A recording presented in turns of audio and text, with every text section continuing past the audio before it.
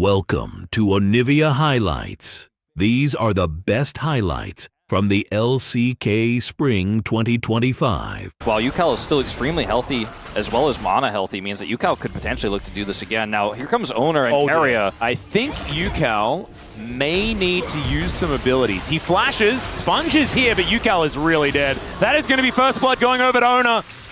And just a little greedy is good old through her paces as much as he can. Doran has got the equalizer though, right as these grubs are spawning, but he's in the bottom lane without teleport, so never mind. That's not going to really pay too much of a difference here, as Owner now in trouble. And the level 5, as Sponge goes untargetable, but Owner's very targetable. It's UCal that grabs that kill here as Carrier has to get out of there, but now the Drake has been started. It's just so tough without the Aurora ult to make a fight happen here. Yeah. Doran now Sponge throwing some daggers around. Doran was on the mine because he's in the top lane without equalizer available, so won't be able to affect this fight here, as UCal once again softening up Carry. He's only level 4, as that's a steal from Sponge. And Owner now trying to get out of there, but I don't know whether he's going to be able to. They just close the gap on that Crescent Guard as Faker looks for the Emperor's Divide. He gets it. Sponge goes untargetable, flashes from Carrier, and Carrier will be taken down. It's Andal that gets the kill, but now he's right on top of this teleport. The curtains, they've been called, doesn't land onto Sponge for the last bullet. Doran might actually get there in time. Oh, it's a bit of an unfortunate situation. 4 grubs now for DRX as well. Yeah, they get Dragon, they're looking for more. Well, Carrier only level 5 here, and Sponge still trying to keep it interesting, but T1 should be able to get 2 of them. Good untargetable there as Andal. He's got other things on his mind. Shattering Strike comes down as Doran uses a very defensive ultimate. UCal still doing a lot of damage though, as we can see, as Sponge is just bouncing around the rift. Another teleport to come in, this time from Faker. And Rich has followed suit, looking for an angle here as this scuffle will continue. Faker bleeding for now, but it's Andal that's the target, and he will be taken down immediately. It's traded though as Owner. That's a phenomenal ult, but I think he's still dead. The bleed is ticking, and he's still going to be taken out. That is a UCal with a double. And this Aurora is going to be mega fed this game. I remember, too, at the beginning of the fight. Oh, UCal's going to basically be behind Faker. Look at UCal's gold lead. Yeah. At even CS, so 3 kills now, first brick. And full local gold for first brick. There it goes. Yeah. Now, for the moment, though, T1 in a really nice position. Carrier blocking the entry here. I've seen this one before. Sponge looking for another heist angle. He is in the pit. Owner is going to spot him out. These daggers are not connecting. Rich on that flank angle, but he's on that ward. And headbutt out.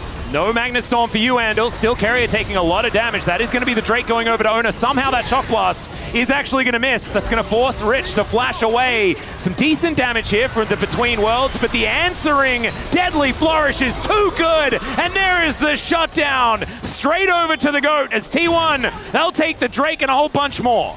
That was definitely a UCal moment. Just push on dog, because if that ends up being a big Magnet Storm, maybe they can follow up on that UCal ults that group instead of ulting here. And I think at this point, the fight is clearly over. Well, there's an Emperor's Divide. Rich cannot go to the skies because he's been to the skies recently. UCal is going to come down and see what he can do here as Doran is dead. Faker is under the turret, sets up his own, but I think UCal will have enough damage to finish this off. It's going to take a bit of time as he flashes as well. Finally, the auto comes in, and that's a double kill for the guy that just died. I think that's pretty good reparation. Front line of the Xin Zhao. He's got the Azir to peel for him and Alistair to peel for him. He's got Zeke's as well online. Looks like Rich is going to finally take this turret down. Well, he doesn't commit to it. They have some river vision. I think he certainly can commit to it. Yeah, he's pinging, and Andal is going to get headbutt pulp. Will need to get out of here, I think, and does do so. T1 will let him live for the minute. Speaking of letting things live, Rich is going to not let the turret live. We'll take that one down. The rest of T1 a little bit slow in the rotation, won't be able to stop the Jace after he does manage to do that. So just a little bit more money going over to DRX on the back of that play. Pretty interesting build here from Rich as well with the Shojin first. Way out. So ultimately it is just the same result. It's a flash taken away from Andal, which is pretty big for Aurel. So that's a trade up, I would say, for T1, but it's not enough to secure them this topside turret necessarily because they just don't have push up there. Minute and a half on the Chemtech Drake. But there is also a Baron coming up. This is UCal. Oh, there's another headbutt ball. Carrier really wanted to pick up player of the match today, and I'll give it to him.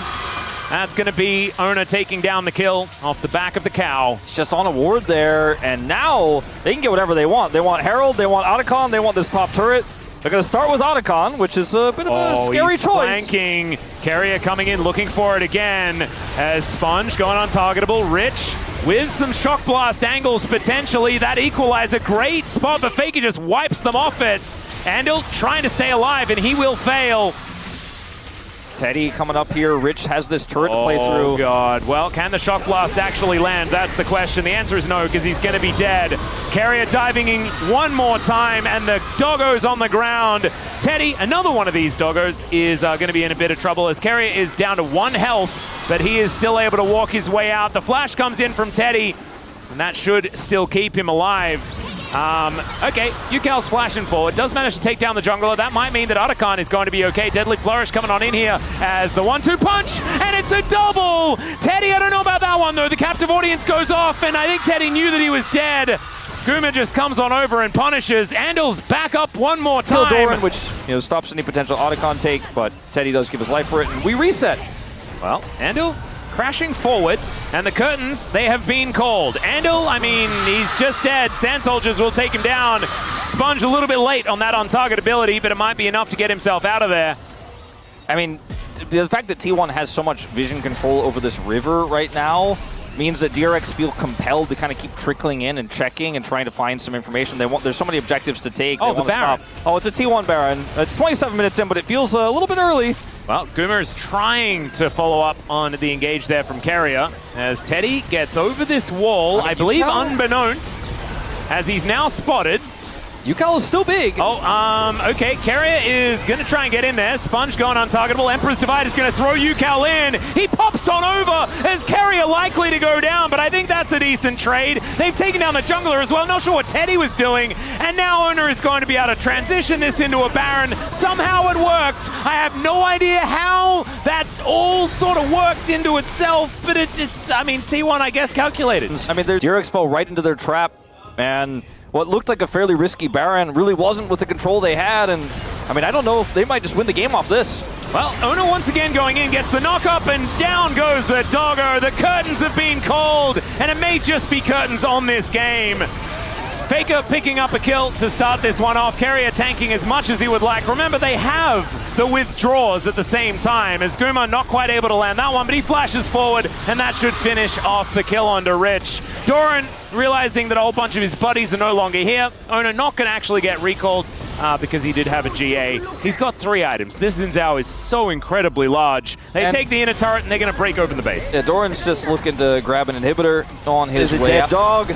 Oh, man. And I guess all dogs go to heaven, but T1 is looking to send them there again. I mean, look, with the withdraws that they have, there's like no loss here. There's no reason not to go in. And that they did. Now they're almost 10,000 gold ahead. Yeah, this is all of a sudden an extraordinary blowout.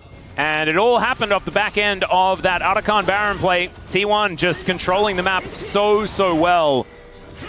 And Faker now looking for an opportunity onto Yukal. Deadly Flourish connecting somehow. I didn't even see that. Double Pulverize comes through from Carrier. The layering of the equalizer is not quite enough, but that doesn't matter.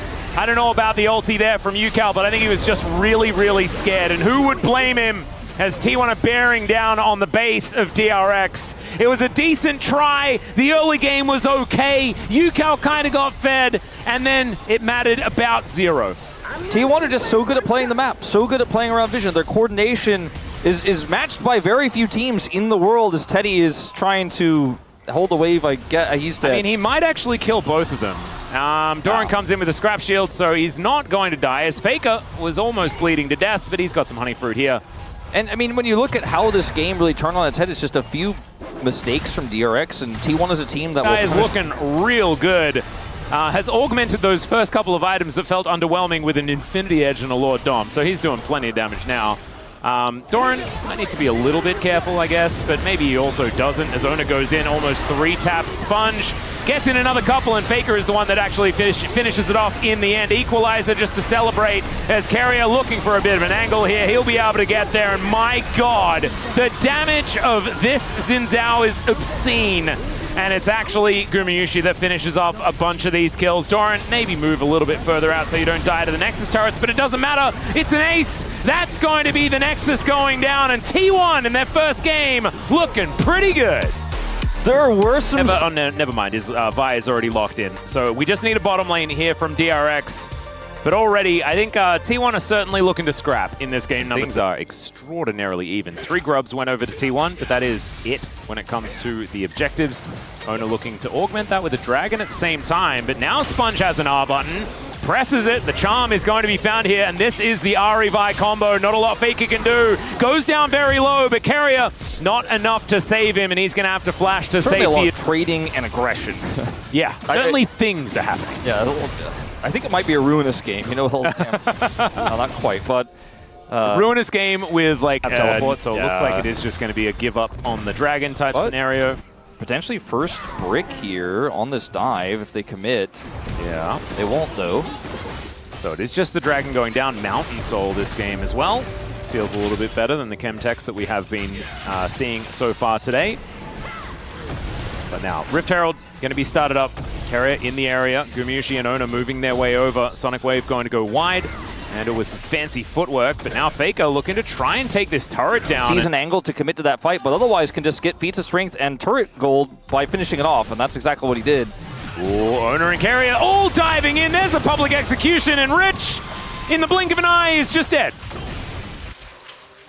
Yeah, you saw that little head movement there in the player cam. He's just like, well, I guess I'm dead. I don't know what I'm supposed to do there. Yeah, the problem is there's not really a cross map. As even if they tried to commit to Faker there, he could just hijack and get away. Well, now it's going to be a 3,000 gold lead just out of nowhere. Yeah.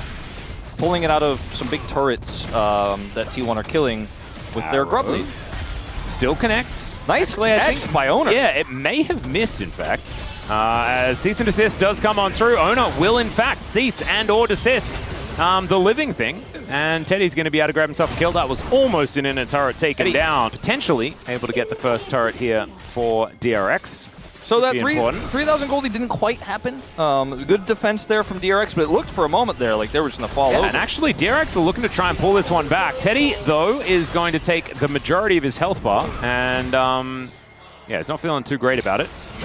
Does get a bit of a heal, as that's a great charm from Yukal, but another public execution as Teddy flashes out of the way and will be able to survive. Yukal grabbing that kill, big deal, to try and get some more money onto the Ahri, as Rich not wanting the 1v1 with Faker. Yeah, I mean, he knows what it's like to be the Faker of bots, and he sees Faker on the other side. Like, true. I wouldn't mess with me back then. Like, so. DRX are just simply going to take their first of the game. And with a pretty tanky, high-health Ahri build with some additional resistances, if they keep stacking that fog of war, as Teddy gets a shove up this mid lane. So 2 turrets to 1 is a large reason why things are still so even, with DRX having a few extra kills. Carrier taking a bunch of damage, but he's Rakan, so he is absolutely fine. Yeah, that's why he took a bunch of damage, but because he's Rakan, it won't be lethal damage. He's getting out of there. We have a really relevant question that was just asked in our group chat, by the way. Yeah. Valdez was wondering, like, because I often say about things written on tins, what does it actually say on the tin? As we're going to have to hold that thought. Ona throwing Sponge out of there. Delivered underneath the turret is slightly suboptimal, and immediately Sponge just goes down. Can they get the answering kill, though, as Doran is dancing away from the fight? Charm connects onto Faker, but he is still looking for more. Chains go wide. Rich still at full health, and Faker may have overextended, but he's got another dash. The cavalry are coming down, but they're seen on the vision as the quickness dives forward, and there's the bullet time. They take down the Rakan, though. It was an awkward situation, and the turret is also going to fall. Ultimately, in the end, I think it was just completely and give multiple kills to T1. They do end up pulling it off, grabbing that turret. The game is still even. They're looking for another turret here to make it basically dead even in terms of gold. Yeah, slight advantage, in fact. T1 to fight into this. Yeah, so much of this vision has already been taken away here, as they can just wait out the Sonic Wave. Look at how careful Teddy is positioning. He's like, I'm way back. Yeah, and he needs to stay away from Faker, because a hijacked arrow could be a real big deal. Exactly. For T1 as Carrier on that flank angle, and he gets into the pit. Now it's an opportunity to kick out onto Andal through Rich here, but it is going to be Faker that locks down the dragon. That's kind of crazy. Sponge goes in, but Rich is in amongst it as well. The bullet time interrupted pretty quickly, but DRX are just kind of melting. Finally, they find some angles, and Rich getting the huge heals. as he looks to exit. It was an even fight until then. Faker dives forward, looks for Rich, but he doesn't get it. The Infernal Chains, and it's Yukal that locks down the kill. Orbit Deception coming on through here, but there's a right click, and Gumayusi's able to take down the Ahri. Only Rich staying alive here. 9,000 damage for Gumayusi in the fight. Positioning Blowout that we saw last time, and that's the great thing about this, because now we still get to see another fight. Well, something might happen. It might be about to be like that, because similarly to last game, T1 have full vision control here, and if DRX just trickle through, just like they did last game, it will be the exact same thing that happened in game 1. They are looking to do it. Single ward. Yeah, it's exact same situation as game 1. All right, well, the arrow is going to connect onto Doran. This Otacon is extraordinarily low as Yukal looking to make his way in. The public execution is fantastic as Faker is going to turn up as well. He picks up an arrow. Down goes Carrier to start this one off, but Faker's gone golden. He's bought so much time, and Rich just cannot do enough. He's now looking to get onto Doran in that backline, but he's just a distraction. As now Rich flapping after them, looking for a bit of an angle here. As it's only Guma, and I swear, like, Gumayusi should be playing lethality because the angles on these ultimates have been fantastic. A little bit better than that arrow from Teddy that did go a little bit wide. But yeah, I mean look, that bullet time just didn't feel like it did quite enough as Doran once again caught out of position. The Infernal Chains pulls him back, but he uses the ulti, and Sponge is actually the one that falls down. This time, Carey is able to keep himself alive, and Rich is trying to be the hero, but it's not enough. He's CC'd and put down, and now T1 will find themselves that advantage they've been looking for. And we had the fight, you know, we jumped into it a little bit late. I'd love to see exactly how the setup worked and how T1, how DRX. It's Rich who thinks he's caught Doran here. Sponge actually ults onto the Ambessa, and then Carrier's follow-up here is so phenomenal. They end up getting the charm onto Sponge. He dies first. Carrier then gets a knock-up onto Rich to keep him out of the fight. Look at Teddy. Throws a volley in, and he's like, it could very well be very soon. Yeah. As we're on the way to 2 GAs for Doran and Owner. Okay. They're looking to try and lock down Faker here as Owner is going to stop Andal from following up. And Chains are going to connect. Faker going in one more time as World Enders happening across the board. But with a Mountain Soul available, I think Faker is definitely just a distraction at this point in time. Yeah, I mean, DRX are playing like they're the ones who have the withdrawals. Oh, good dash to get out of the way of the arrow. And in the meantime, it is going to be Mountain Soul. Faker will be taken, or at least withdrawn. And now they're going in. Okay, Carrier is going to deliver Sponge to the rest of the team. And I don't know about that one. Yeah, I think Sponge was reminded about how his ultimate works by Carrier there in that moment. Yeah, and also reminded that the rest of his team was off killing Faker as Yukal going to be dashing away from Owner here. You mean withdrawing Faker? Yes, there we go. They were withdrawing Faker. Doran is going to try and ult, but does not quite manage to do so. Gumayusi just going to get them out of there, as Owner is continuing to chase Yukal as much as he possibly can while the rest of his team are looking to win the game. Faker has popped back up again, and he is just going to teleport to this mid lane. Ultimate from Andal not going to do too much as Faker's going to land that arrow. That is no worries at all. Going golden as the rest of these Nexus turrets fall down, and T1, I mean, it was kept even for quite some time, but they dispatch of the Nexus immediately after finding just one fight that worked